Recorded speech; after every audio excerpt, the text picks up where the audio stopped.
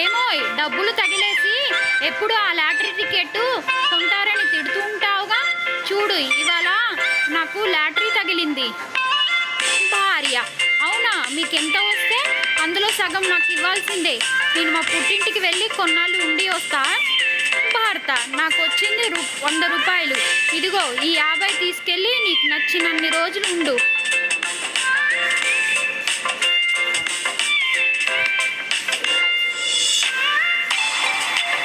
కొడుకుని స్కూల్కి తీసుకెళ్తూ దారిలో 4 మంచి మాటలు చెబుతున్నాడు రాజారావు.